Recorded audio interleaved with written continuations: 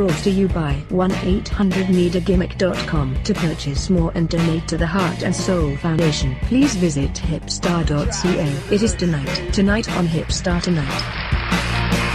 I don't care about sunny days, gonna keep me outside. It used to be like, go to the second floor, like in the back. Yeah. And they'll climb 4 or 5 stairs thinking, oh, that's probably the second floor, and knock on my back door. It's like, no, you have a whole other step. It's like, hey, is Doug there? Man, I'm looking to buy some smack, man. I need some crank.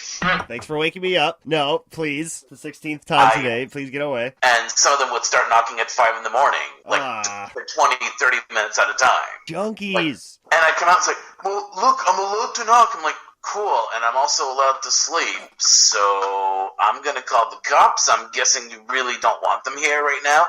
I'm leaving, man, I'm leaving. Saturday, October 21st, 2017.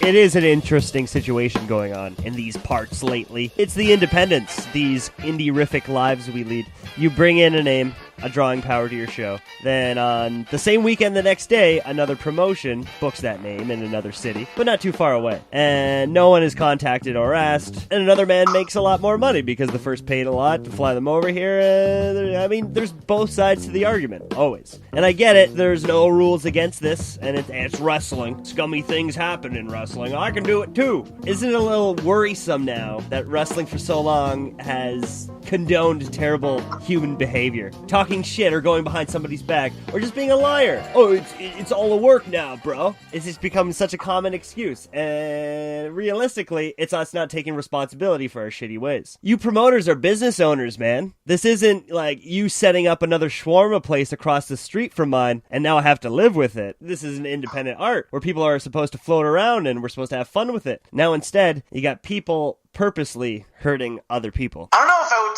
really say that they're trying to purposely hurt other people. They're purposely trying to help themselves at other people's expense. Yeah, irresponsibly, sure. What it's worth, I've had a lot of people talking to me since the word piggybacking has really become a hot topic for me. You know, what is, what isn't?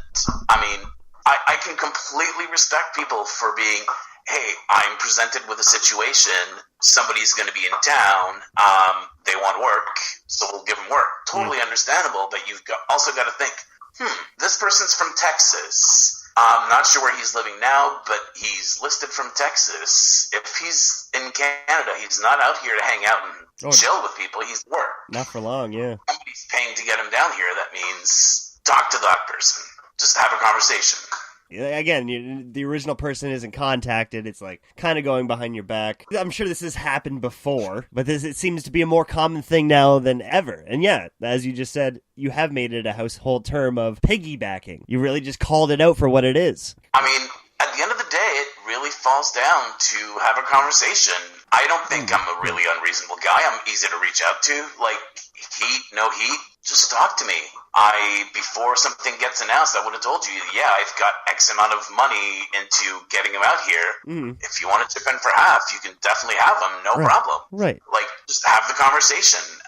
If you've got me blocked on Facebook or whatever, I have plenty of friends that can reach out to me. Like, I personally had to reach out to people through intermediaries and got accused of bullying them, but hey, cool, whatever. Well, and I gotta play the other side. I gotta play the antagonist. And I mean, it's the Wild West out here. There's no rules, man. You can't blame a worker for wanting to get booked and make more Of course not. profit, right? But it's the worker life, and it writes itself. Me as a promoter, I mean, nothing says I have to contact you. I'm sorry. I can say maybe it's, you didn't have to look so far away, like fucking Texas, Jesus. Well, no, originally it was supposed to be a quick drive from Connecticut to New York. Of course, it always is, yeah. Exchange, and you know what? I'd rather eat a flight and deliver what I've promised on my first show, for the most part, than take a hit and deliver on something that wouldn't be what was advertised and be that promotion right away. Yeah, you certainly don't want to do that on your first show. This guy's showing up. Oh, no, just kidding. He's not. Can't afford him now. But again, if that worker chooses to stay an extra day, I'm sure you're back at home. He's got much better things to do. So if he chooses to stay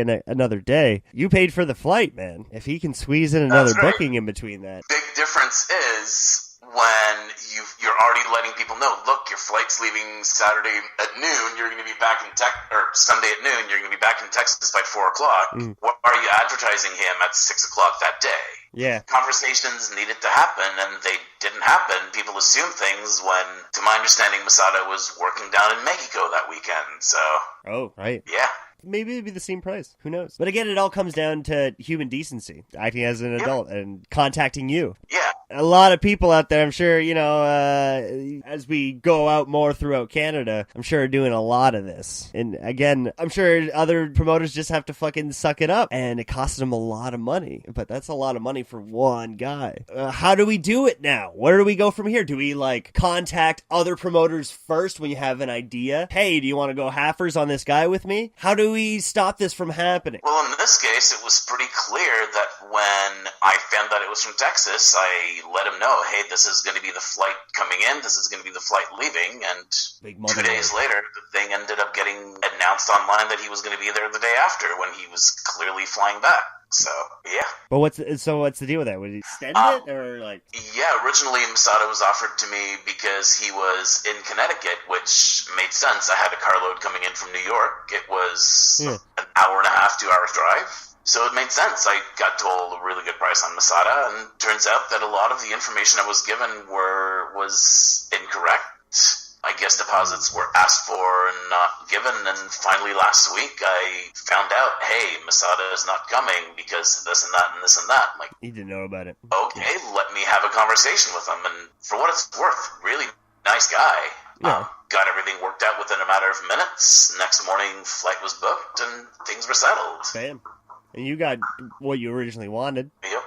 But then weasels are going to sneak in. When we don't have laws on anything and anybody can run shows, I mean, it's going to happen. I personally thought about running a show and then cutting in on that profit as well. So, I mean, it's on everybody's minds, man. Like, anybody who likes wrestling always has a little bit of a story they want to tell. Like, everyone's idea of what good wrestling is going to be different than the next person. But that's all it is they just run shows for the sake of ideas. Oh, wouldn't it be great if we did this tournament? Oh, I'm going to do my own show now. Tournament's a bad idea. That wasn't on you. Hey, tournaments are fun, man. But you know what I mean, though? At least you're getting it a lot talked about online. And so I trust that you're promoting it out there on your ends as well. So at least you're doing the legwork, which you knew all along you needed to do. Because most people just don't know that the flyering exists. Take it for granted. They think a Facebook post is enough, and then that's it. But they're just running off ideas. Oh, Masada as a barbarian man. That would be great. Now I'm gonna run a promotion. It's so lame. So thanks for doing the legwork. Fuck. The way I looked at No Limits Wrestling is everything is pretty. I don't want to say cookie cutter, but most promotions, with a few exceptions, is very, this is wrestling, this is what I'm going to present. It's one type of product. I decided, you know what, let me try to present something a little different. Yeah, is it a lot like Death Proof? Well, yeah, I like hardcore wrestling. Yes and no. I mean, you like your hardcore wrestling, then we don't have that market. You're bringing in names that we, again, wouldn't get to see on the other brand. It's still your own thing. And again, we don't have any, violence here. It's a lot of cartoon characters. So, but there's a huge market for it, man. We know, especially in Hamilton, they love that shit. There's the audience that would love to see people kill each other. Well, yeah, a $15 ticket. I don't know if that's good or bad, but whatever. Right. Yeah, you guys want to it's only $15 a ticket. This guy's gonna die. Come check it out. Split his head in half. At least hardcore wrestling now is a lot more conservative, safer, even though it's dangerous as fuck. You know what I mean? Because I'm watching old, even ECWs, and they were just they took no responsibility. They just wanted to literally kill each other. But now at least they've made it entertaining. 20 years ago, people assumed concussions. You just waited a week or two and shook it off. Now they're realizing that those were legitimate head traumas. Yeah, no kidding. They just took anything to the head. Oh, you can stab me with a fork, no problem. That's a great idea. The audience will love that. And we're not like football players where they have the excuse for being cocky. They had, a protective helmet gear. We just literally just had adrenaline and that was it. And we're like, oh, I'm gonna smash my fucking head. Stupid. I've never understood football. It's just rugby with body armor, isn't it? No, but it's like with gladiators. gladiators. Protected, padded gladiators. That's not the point. The point is that wrestlers just got fucking crazy and, again, took no responsibility for it. So, again, in hardcore wrestling, they're doing shit.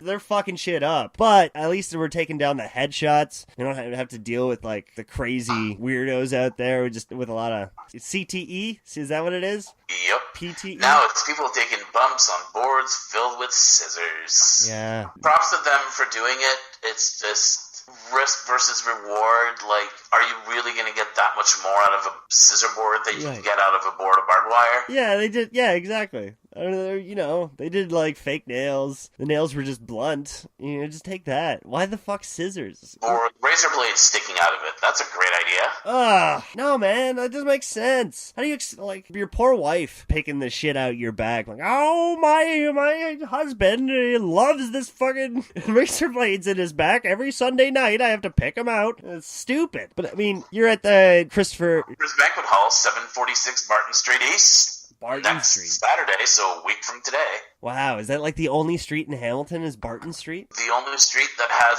venues that'll actually rent the wrestling. Ukrainian halls, yeah. I mean, and it's this nice, small, intimate hall, but it's not like you can get away with fire. But I'm sure you got crazy shit planned. Yeah, there's going to be a main event with Masada. It's going to be barbed wire and cinder blocks. People are going to die. Right. Well, don't advertise that necessarily. We're not charging enough for death here.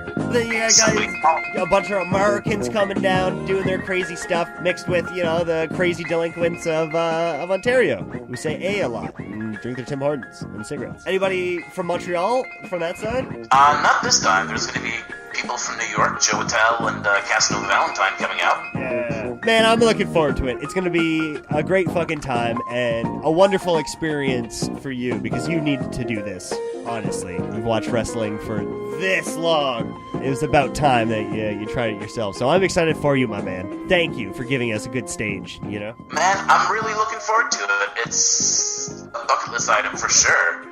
I think it's going to be a good show.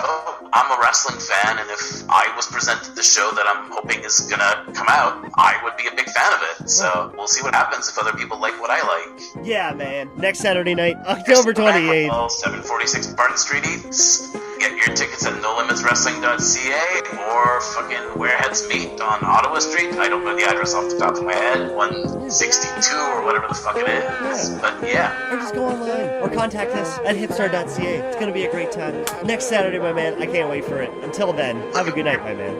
All right. Cheers, man.